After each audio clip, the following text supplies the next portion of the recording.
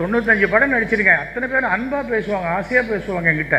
திடீர்னு பார்த்தா என்னாச்சு இவனுக்கு டேய் அப்படிங்கிற மாதிரி என்னை முறைக்கிறாங்க. எனக்கு ஒன்றுமே புரியல. அப்புறம் பார்த்தா சேராத இடம் தண்ணில் சேர்ந்து இப்படி ஆயிட்டியாடா கண்ணாங்கிற மாதிரி நம்மளை பார்த்து. அது 2008 என்னை கட்சியை விட்டு எடுக்கிறாங்க. நான் குத்தாலத்தில் குளிச்சிட்ருக்கேன். அது அதிமுகவில் கட்சி விட்டு தண்ணியில் அந்த வாட்டர் ஃபால்ஸில் கீழே அங்கே ஒரு சுனை இருக்கும், அங்கே குளிச்சிட்ருக்கேன்.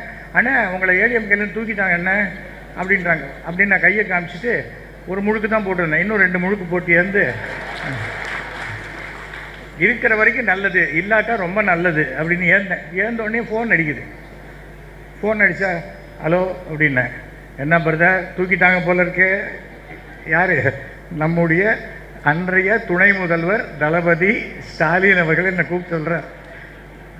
என்ன சார் யார் என்ன தூக்கினா என்ன, நீங்களாம் இருக்கீங்களே, நீங்கள் தான் எனக்கு ஃப்ரெண்ட் இருக்கீங்க, எனக்கு அப்புறம் எனக்கு என்ன இருக்குது சொல்லுங்கள் அப்படின்னு. அப்போது என்னை தமிழக வரலாற்றிலேயே ஒரு மாற்றுக் கட்சி உறுப்பினர் திமுக பொதுக்குழுவில் கலந்துக்கிட்டது நான் தான்.